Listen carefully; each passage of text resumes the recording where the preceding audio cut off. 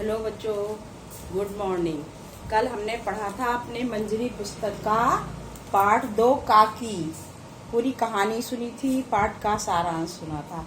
आज मैं आपको व्याख्या लिखना सिखाऊंगी। तो यहाँ से बताऊंगी, यद्यपि बुद्धिमान गुरुजनों ने उसे विश्वास दिलाया। यहाँ से लेके यहाँ ताका करता था।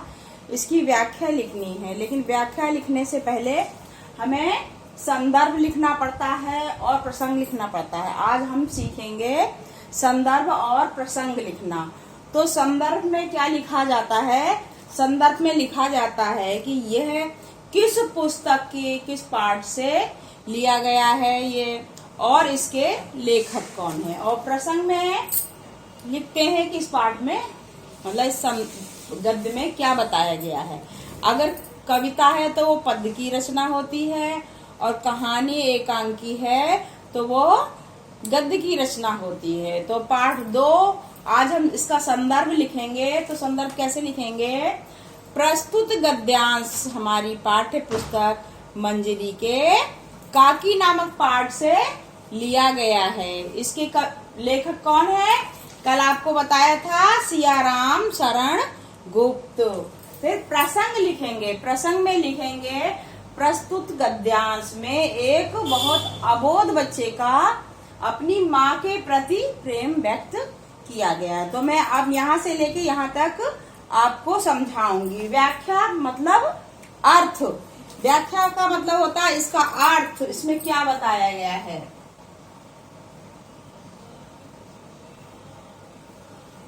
व्याख्या: यद्यपि बुद्धिमान गुरुजनों ने उसे विश्वास दिलाया कि उसकी काकी उसके मामा के यहाँ गई है, परंतु यह बात उससे छिपी न रह सकी। काकी और कहीं नहीं ऊपर राम के यहाँ गई है।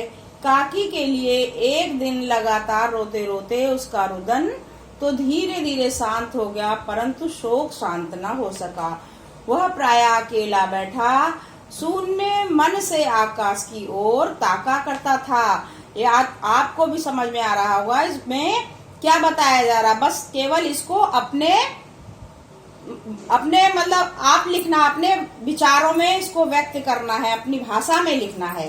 लिखा ना। यद्यपि जब उसकी काकी, लिखो, श्यामू की काकी मर गई तो उसमें घर में जो बड़े बुजुर्ग लोग थे उन लोगों ने उसको समझाया कि काकी राम के घर गई है। वो मान तो गया, लेकिन फिर भी वो इतना उदास रहने लग गया कि उससे बात छुपी ना रही। वो सोचने लग गया, नहीं, हमसे सब झूठ बोल रहे हैं, काकी तो राम के यहाँ गई है।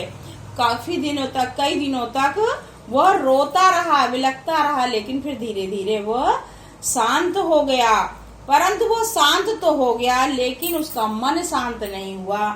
वो बाहर बैठ के आकाश की तरफ देखा करता था, सोचा करता था, और एक टकटकी लगाकर आकाश की तरफ ताका करता था। आया समझ में? इसकी ये व्याख्या है। संदर्भ में लिखा किस पाठ से लिया गया है, कौन इसके लेखक हैं, और प्रसंग में होगा इस गद्यांश में क्या बताया है। ठीक है बेटा, समझ में आया? धन्यवाद।